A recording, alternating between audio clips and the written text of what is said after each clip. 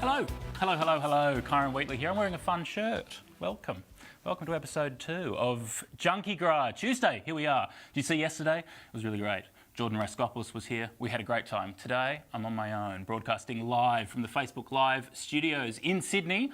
Our second episode. We're super excited to get back into some awesome topics.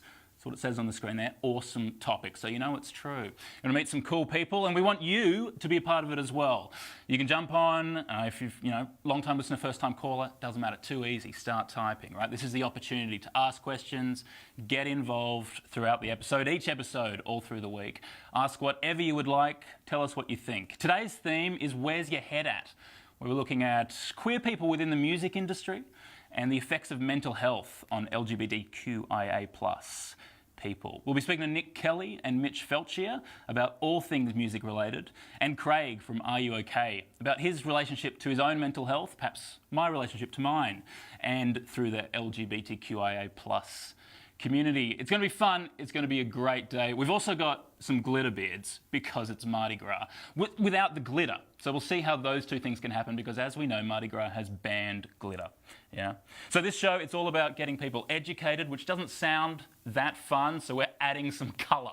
We're adding some colour and we're adding some reacts as cushions, which is automatically fun. And it's a good opportunity for you to get involved. Jump on that. Really, on the Facebook Live, you can just type in your little questions. You can hit those react things. It'll be great. And to make it more fun, we have a poll. It's the tough question. It's the question that faces us all as queer people. Cher versus Kylie. Who do you think's the best? It's that simple. We are pitting two performers against each other. I think Cher is going to come out on tops because she's actually performed at the party. But it's up to you. You can dive in now. You can hit that poll and we'll find out the results later on. But first, I would like to welcome our first two guests. From the Hit Network, radio host and podcaster Nick Kelly, and FBI radio host and presenter Mitch Felchier. Yay! Welcome. Welcome. Nice to be here. That works so much better with a studio audience, don't you find? I imagined them because I always imagine one wherever I go. I mean, it's kind of a radio thing, isn't it? We have to imagine a few thousand people listening to us when we're on the radio. Yeah. Or in my case, about 3. Yeah. Hi, I'm in community radio, okay? So let's not... Well, that's true, actually. We do have the Hit Network. Commercial radio. Commercial radio. Speaking of versus FBI, the local Sydney station devoted to new, young Australian Sydney music. That's it, nailed it on the head. It's very bipartisan. We're breaking bread here today. I think it's amazing. Like, I was in community radio for 2 or 3 years as well, and that's how I kind of got my start talking about new music and talking about Australian music, doing an Australian music-based radio show. Yeah. And I try and kind of still channel that through everything that I do. Well, we are talking about queer people in music, and I think what's interesting at the moment is that seems to be not just on the community level but also in pop. Oh yeah, for sure. Absolutely. Yeah. I think what we're seeing in terms of the pop world, anyway, in my opinion, is I think, in prior days in the 80s and the 90s, a lot of the pop stars to gay men and to queers across the spectrum were these big, powerful pop women. And they're still around. They're very important. Love them to death, obviously. But what we're seeing... Kylie. Vote in the poll. Yes, please vote. Come on, guys.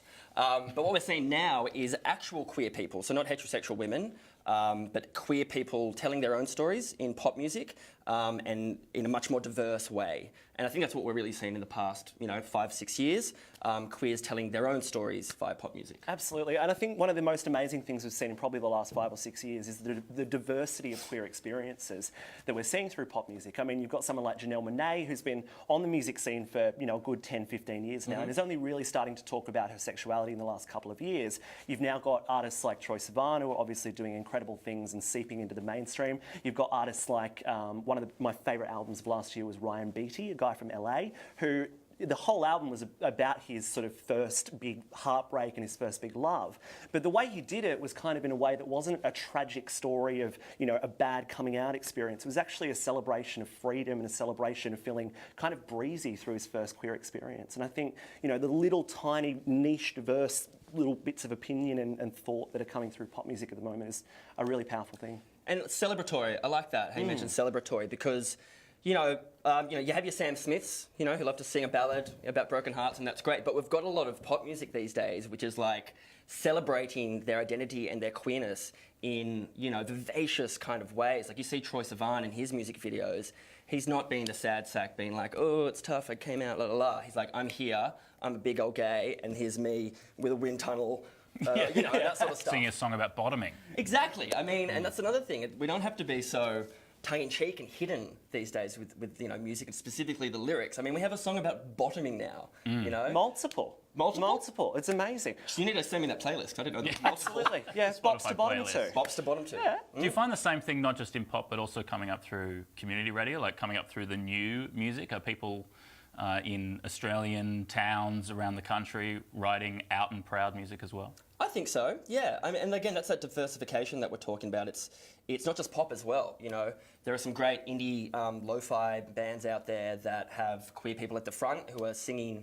There's a band called Deer Hunter from the States, not from Australia, but lo-fi indie, and it was one of the first bands that was a rock band that I heard using a male singing about male pronouns, you know, which is really important to hear a man sing about he and him in a love song. I still remember the first time I heard he pronouns sung by a male artist. It really kind of changed the way I listened to music. What are you saying? Like people saying they're falling in love with a he in a song? song? Yeah, he broke my heart. He did this, he did that. I think... Memories of him. Yeah, it's a small thing, but I think what it does is it really sort of represents the fact that we can talk openly about, you know, the people that we love and our love experiences. And I mean, it's really interesting you mentioned Deer Hunter because I'm thinking we're here for the Sydney Mardi Gras and thinking just up and down the east coast of New South Wales, Newcastle, Rachel Maria Cox is an amazing non-binary songwriter who's doing amazing stuff with pop music.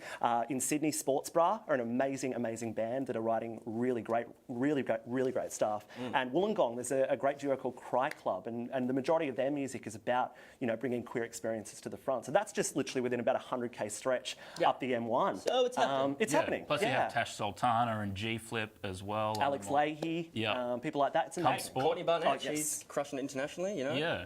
In fact, most artists are queer these days. Pretty much. Yeah, I think Just trying to think of a non-queer artist at the moment. I think by 2020, I'd like to have no straight artists. Yeah. I think that's, you know, you get 2020 climate emission goals. Let's have 2020 hetero musician goals. Quotas are really important in this case. I think, 100% clear by 2020. It's achievable. It's achievable. Yeah.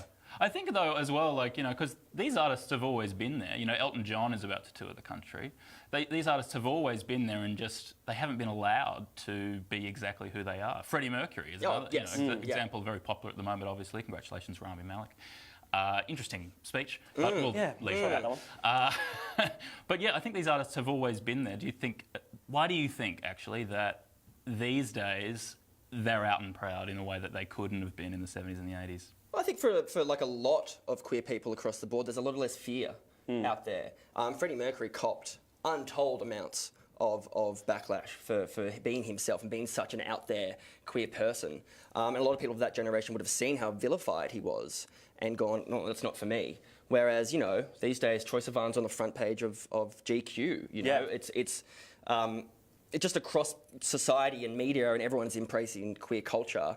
And that fear is dissipated? I think it's starting to. It's definitely starting to. We've got so far to go as well.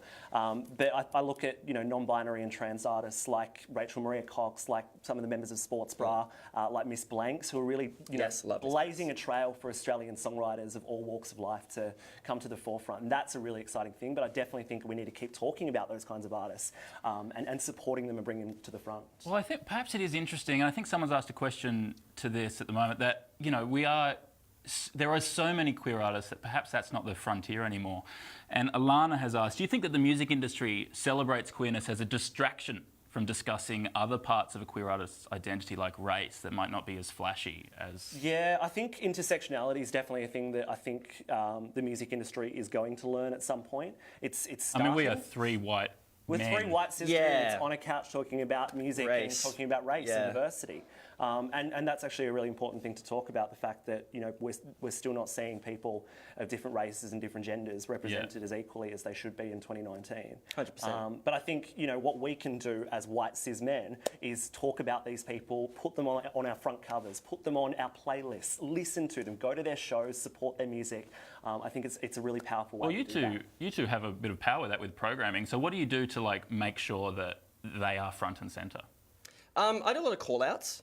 because it's often quite hard to find them. Where are they online? Like trying to find out these up and comers. So I think doing lots of call outs, and FBI is quite good at having like an inbox and a place for people to send their music and tag themselves as whatever genre and sort of stuff. So but a lot of it is doing call outs and seeking, trying your hardest to find them out there in Australia. And not just FBI. I think a lot of the community stations around the country, whether you're in Perth or Melbourne or Sydney or Brisbane, do that as well. Yeah, they do a tremendous job, and in regional parts of Australia as well. People who host music programs, especially new music programs, I think they're doing a really great job with that. In commercial radio, obviously, you know what our playlists are like. They were predominantly male for a while. They're kind of balancing out from a gender perspective, but they're very white, they're very structured. We only play about 100 or so songs, but that's why I started up doing a Sunday show where we actually get an opportunity to choose a bit more of the playlist, and I definitely try and prioritise artists of colour and women and gender non-conforming people to make sure that they get to the front. Well, Mitch has asked a question to that actually. Who are some of the exciting, lesser-known queer artists? I love this question, it makes me so happy. Do you want to start? I'll start. There is an amazing, I talked about them a second ago, but Sports Bra are an amazing band from Sydney. What do they talk a lot, using kind of a pop punk sort of ethos. They're very DIY, they're doing everything themselves. They've just finished up a national tour, which they've completely self-funded, stopping off at every Macca's in Australia as well. They make a lot of great pop punk music about queer experience, about gender, about... about non-binary people specifically, that sort of stuff, It's amazing. There's a great artist in terms of, we were talking about that sexually charged kind of music. There's a guy named Sam Bluer who's going to be a really big thing this year. Sam Bluer? Sam Bluer, B-L-U-E-R. Sam Blue who? Bluer. I barely know her. What about you, Mitch? What are you finding, especially through community radio? Well, this is a bloke called Lontalius. He's from New Zealand, but I still, catch all in the Australian-New Zealand kind of queer community. We're all the same, really. It's just a bit of water. And he's been around for a bit, and he's kind of breaking into kind of rotations and playlists, and I've played him a few times. More of your softer spoken indie, bit electro in there. A little bit. It's a bit R&B. It's a bit pop. He kind of is a genreless artist. Yeah. But he talks a lot about the experiences he's had growing up in regional New Zealand. Yeah, which is very relatable to anyone that's grown up outside of a city and being queer. And I think that's a really important thing. I really want to see more music and hear more music from artists that don't come from the major cities and have access to recording equipment and studios every 5 minutes around the place, and rehearsal studios. People that are making stuff in their bedrooms in Wagga, in Griffith, in Orange. That's what I want to hear more of. Yeah. Well, maybe they will be able to lay claim to the next question from Rob, who was writing in yesterday as well, I think. What's the most iconic gay song of all time? Oh, boy! We'll leave on this. Dancing on My Own by Robin. Yeah, that's a really good one. Wow, that's a very modern song for... Yeah. But I mean, this is me. This is speaking from... I don't think this is the greatest one of ever, but to me it is. Yeah. There's something about the lyrics that Robin is the master of singing about sad stuff with the best, most upbeat dance music you've ever heard in your life. And, dancing on my own, that sense of isolation about being in a club but not feeling like, you're part of that or you should be there, that's a really relatable experience and emotion for me. Absolutely. But then again, the fact that it's an absolute bop means you can sing it like this while still at a nightclub or whatever, but the subtext of it still really hits with me. And I might go the opposite emotion, something that makes me feel pure, unadulterated joy every time I hear it, every time I play it at a gay club. Finally, by CC Peniston. Okay. It was here last year for the Laneway Party. I think she played the Laneway Party. Can you give us some notes? Finally, it has happened to me. I won't go any further then. You don't need to hear it anymore. I don't know, every time I hear on Facebook, if you play a song for longer than 15 seconds, we get cut off, and your pitch is perfect. So we can't do that for any longer. Look, thank you very much, Nick and Mitch. We absolutely love having you on here. Thanks for having us, Kyra. Yeah, thank you. Look forward to listening to the radio. Thank you very much. Cheers. Don't forget our poll, Cher versus Kylie. It is happening right now. Perhaps you think that one of them hold the most important queer song of all time. Maybe. If you do, click on one of them. You can go Cher, who's leading the pack on 0%, or Kylie trailing on 0%. So get involved in the poll. We'll see if we can get it off 0. I think that's an okay target to shoot for. So click one of those two things and save me from coming back next time we do the poll from it still being 0. Let's do that. Our next guest, perhaps this is appropriate for this moment, is from Are You OK? Which is an organisation that deals with suicide prevention. You might remember the day, Are You OK Day, that comes up once a year. And they're a charity which encourages conversations surrounding mental health. And Craig Mack, who is an ambassador for Are You OK, is here to chat to us about his experience with mental health, perhaps my experience with mental health, within the LGBTQI plus community. So please, welcome Craig. Yay! Thank you, welcome. Thank you for joining us. What do you think is the most iconic queer song of all time? What's at the top of your list? I haven't prepped you for this question. You haven't. Dancing on My Own. I would have to say, as soon as you said that, I was right there with you. Yeah. Yep. And as for Kylie versus Cher, I've got to go with Kylie. I've had dinner with Kylie twice. I know exactly. Oh my God. What an adorable little woman that she is, and what a talented little bundle of energy? A bundle of joy and energy she is, I don't think anyone probably needed to ask you, are you okay on those days? I imagine the answer was yes. Yes, absolutely both times. But were there other days when people have needed to ask that question? Absolutely. I think we all have days where, we're up and down. I think everybody lives on a roller coaster of life, and we have this whole rainbow of emotions that we live on, and we're supposed to experience all of them up and down, and we all need those people around us on those down days. Yeah. Which is why it's such an important thing to talk about. For sure. I mean, I know I myself have been on the Prozacs and have done all the ups and the downs of these things, and been through it all with the psychologists and with Are You OK and Lifeline and these organisations. What about you? What's your experience with mental health? So I was diagnosed with depression when I was 16. That was after my first suicide attempt, because that's what you do when you're a teenager. This is going to get heavy, by the way. I'm going to try. We should know that this is going to get heavy, and we're going to go and touch on some things. So Yes, a bit of a trigger warning. Yeah. But yeah, I'm probably had a bit of a crazy upbringing with it as a child. Yeah. With a mother who was a heroin addicted, drug dealing hooker in an environment you can imagine that leads to. And I didn't have that many friends as a kid. And this is like while you're trying to come to terms with your own sexuality? Oh, this was when I was 8. Oh, this is before that? Yeah. This was long before that. I was lucky in that respect, in that my mother had boyfriends and girlfriends, and I have 3 uncles who are gay. So that wasn't so much an issue for me. A lot of the other things were. But I think what I learned from that has been able to help me with other friends. Yeah, for sure. Yeah. So when I was about 16, I moved in with my uncle and his partner, who were gay, and they'd been together for about 25 years in a really stable, nice relationship. And that's when probably my mental health started falling apart, because I got into this nice, stable, good, healthy environment. And sort of that led to one attempt. Kind of went into therapy, wasn't really ready to talk. So got on the meds. And lived life, moved to Sydney and found my life centre stage as a drag queen for 8-9 years, and a go-go dancer, and all the things you do when you're living the gay life. And then at about 24 was probably my second big car crash, and that was sort of the main one, and that led me into hospital, where I woke up. I didn't start in hospital; I started at home, and wasn't overly happy that I woke up, admittedly, but that gave me a whole lot of treatment and a whole lot of skills to be able to deal with all of the darkness and all of those negative thoughts and the horrible things that we tell ourselves, and learnt to manage, and that was fantastic. I imagine you learn from your own experience, but you also learn from other people. Who were around you that helped you through that? And it's a really good question, and it's part of the reason why Are You OK is so important for me.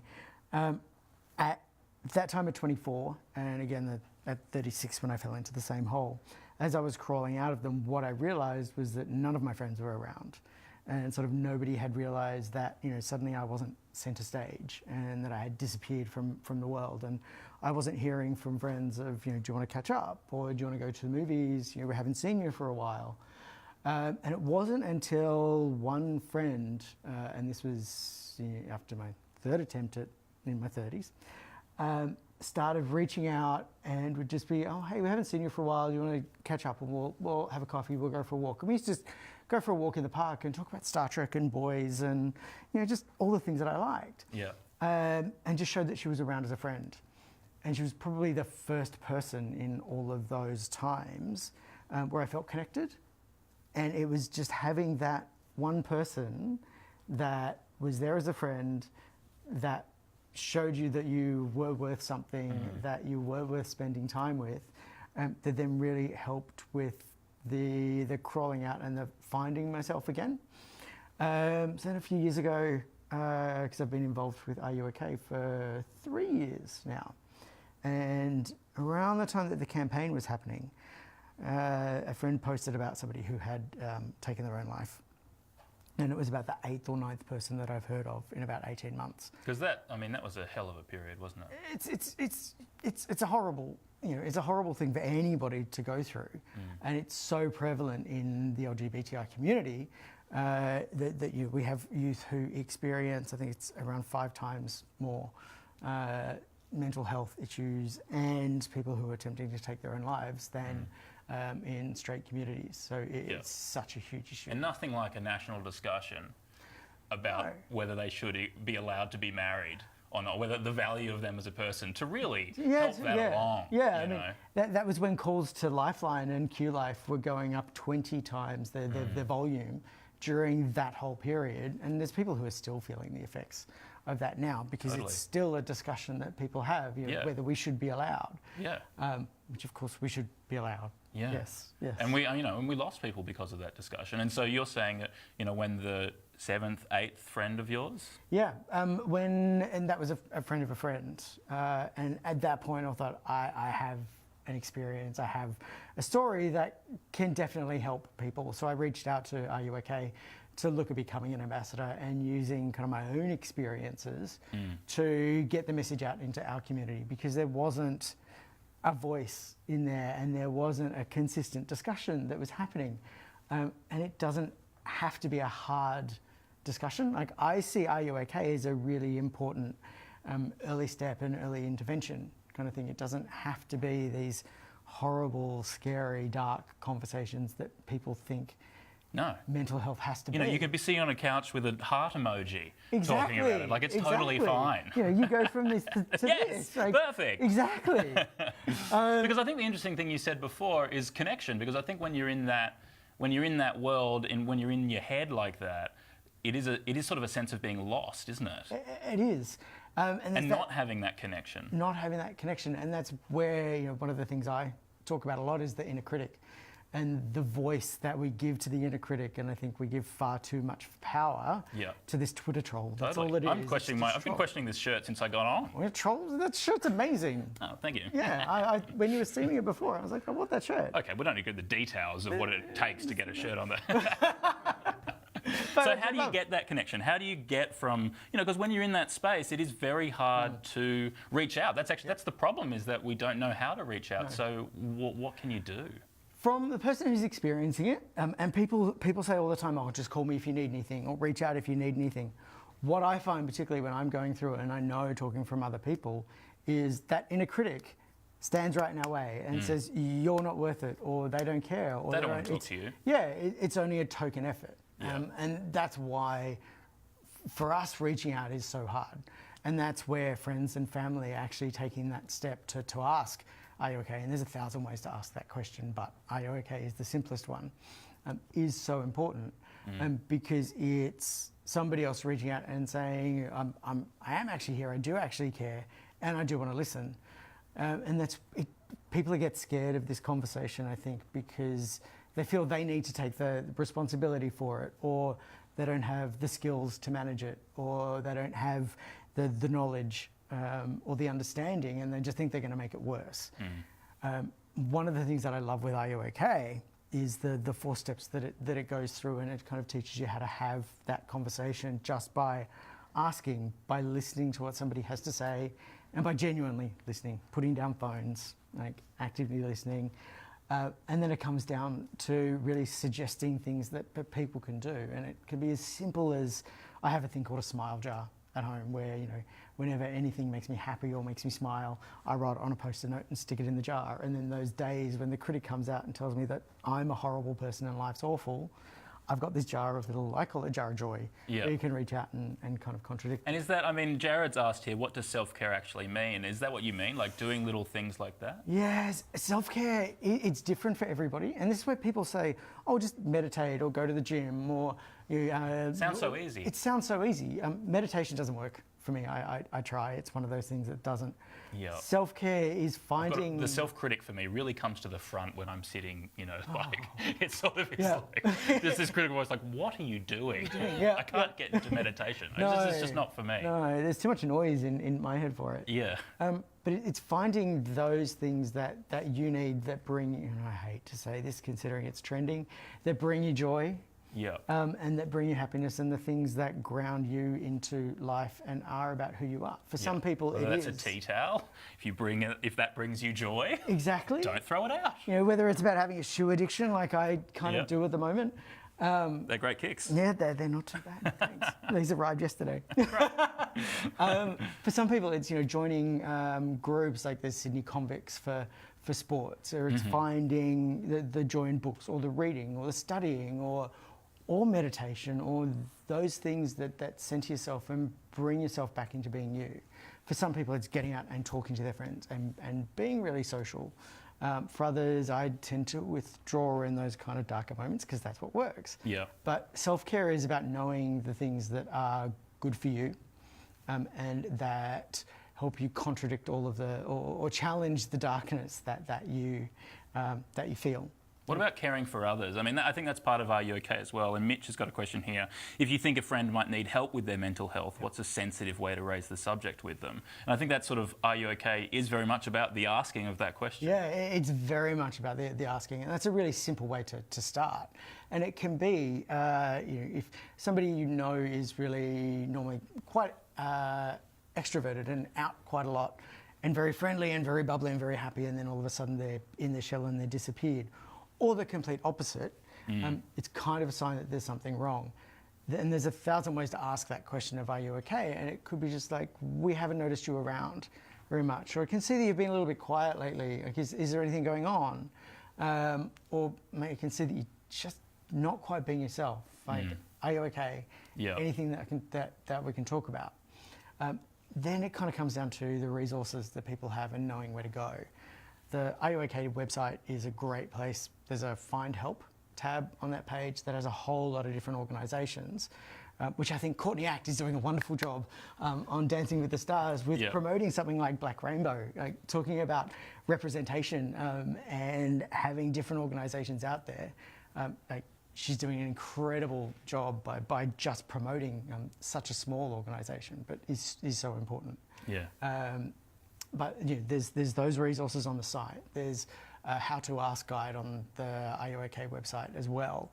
Because I think people would be scared of sitting down with a friend and saying, "Are you okay?" Yeah. I think it is a strange, particularly for people who have a lot of masculine energy. Yes. To be like, right now I'm going to be really emotional with my best mate or something. It's they may not experience.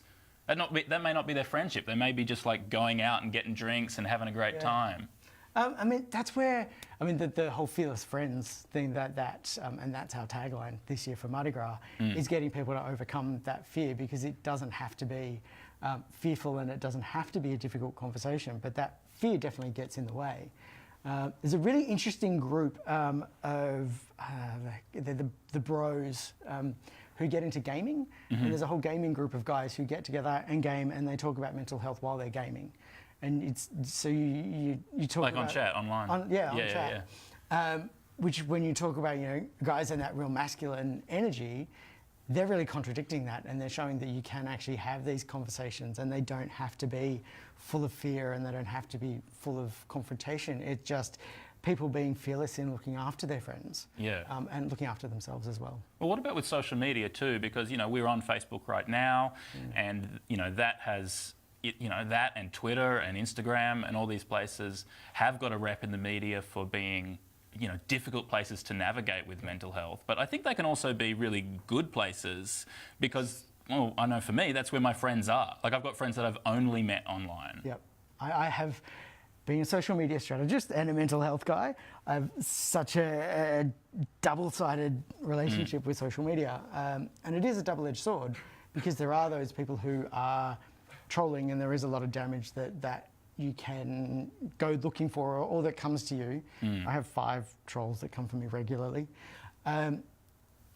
Or there is the flip side of it, where there's access to organisations. There is all your friends that you can access. I have friends all over the world that I can chat to at any time, and they chat to me.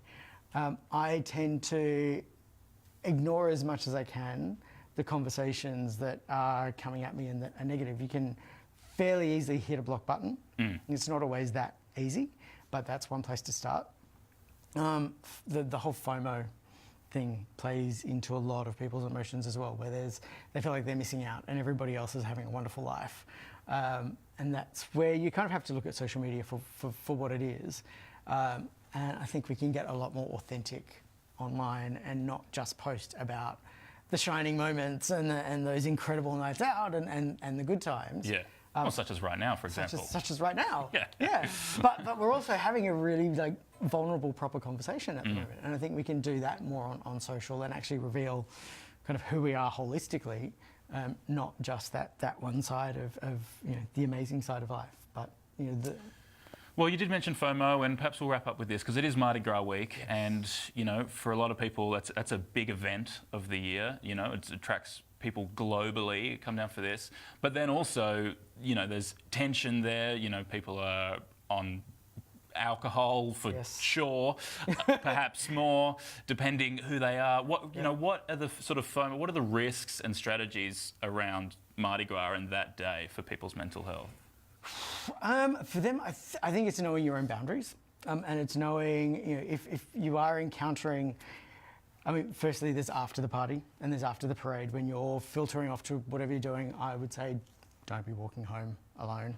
I'm going to be in drag, so I definitely won't be walking anywhere alone.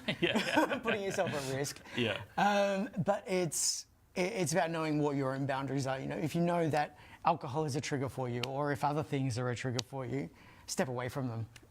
Don't do those things that put you in a vulnerable spot. If there are people that make you vulnerable or that put you at risk, kind of stay away from those particular people or those organisations as much as you can. Is one way, and it's sort of having those boundaries for yourself on the night, I think is one start.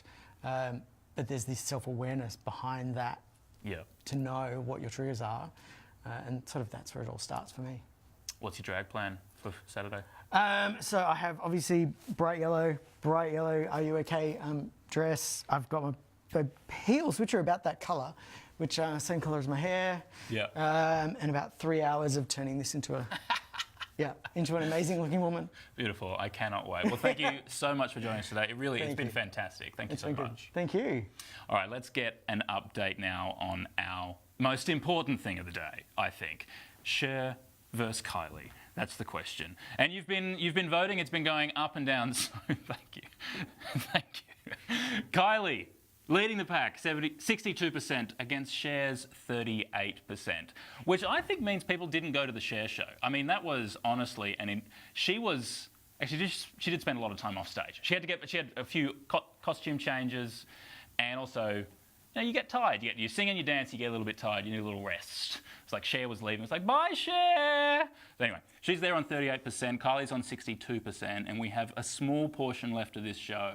So you can still vote. You can still vote in that poll, and we'll have the full answers at the end. But for now, the question is, how do you make a glitter beard when you're not allowed glitter? Because they've banned glitter from the Mardi Gras this year for environmental reasons. We don't want all those microplastics seeping into Sydney Harbour. Well, we have a friend of Junkee, David K. Davey, who is showing us right now how to make your own bedazzled glitter beard. Hiya folks, happy Mardi Gras! My name's Davey. I'm a genderqueer YouTuber, and I'm here today to show you how to bedazzle your beard to celebrate this time of year. In recent news, however, it has been announced about the banning of glitter. Plastic glitter has been banned. However, there are many other alternatives that we can be using to still bring some magic to this time of year. So there are a ton of brands out there for biodegradable glitter. So I picked a few of these up for a couple of bucks, maximum I think one was like 10 for this one. So they're pretty cheap and cheerful, and give you a very similar effect. So for this particular beard transformation today, we're going to be using just a little touch of this particular glitter, which is called Deep Rose, and that one is from Glitter Solstice. Also from In Your Dreams, which this one is called Aqua Trip. Some of the other brands that I've seen online are like Three Mamas, Glitter Girl, Project Glitter, you know, so there's quite a few. And let's use some hair chalk. So this hair chalk, it's like a minty one and a lilac one. I picked these up from Priceline for a couple of bucks, easy peasy. And then just for some adhesives, I'm going to be using a little tiny touch of hairspray, maybe a little bit of lash glue, we'll see how we go. So let's start with this. So we're going to go ahead and take that, and I want to put that, push down, and paint it on.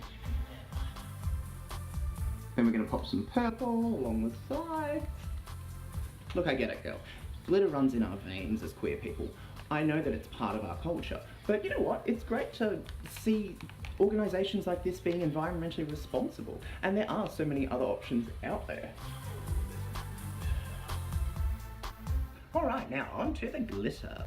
Let's go ahead and take a little bit of this glitter, Aqua Trip, and we're going to pop that on. Now, how am I going to stick that? I reckon I'm going to give it a crack with some hairspray. So, a little bit of that, mouth firmly closed, and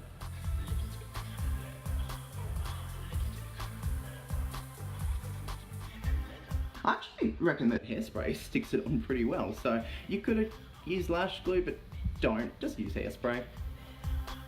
Now, I'm going to be going and using the Deep Rose glitter, and I'm just going to spread it on top.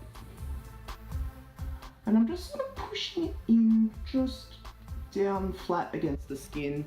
The hairspray should hold it there fine.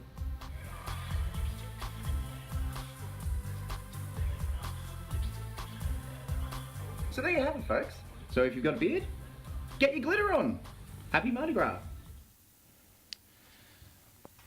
Hi, welcome back. That was too easy. That's actually the first time I've seen that.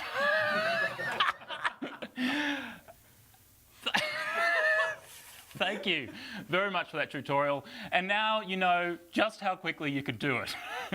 Isn't that right? Yeah. Oh, that was just like So I easy. watched it, I did it, Amazing. and bingo bango. That's the best tutorial I've ever seen.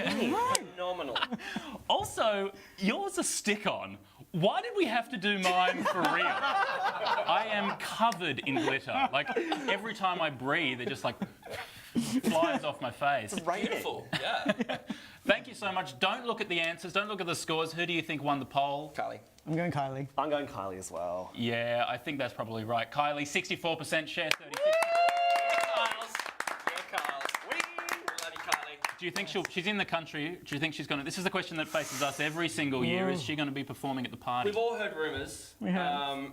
But on a night like this, there's always going to be a surprise. Oh, boy. Yeah, I would go wow if she turned up to the party. Yeah, wow, for wow, sure. wow, wow. Oh, look, But there's a name phrase issue. Anything is possible. You're spinning around all night long. You Yeah. know? You never know. She really has so many songs. She does. Well, thank you. We should wrap this up because it's going to take me an hour to get rid of.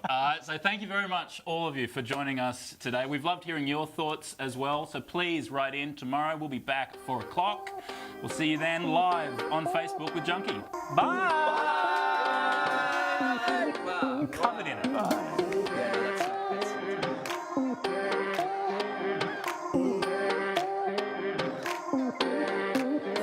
That's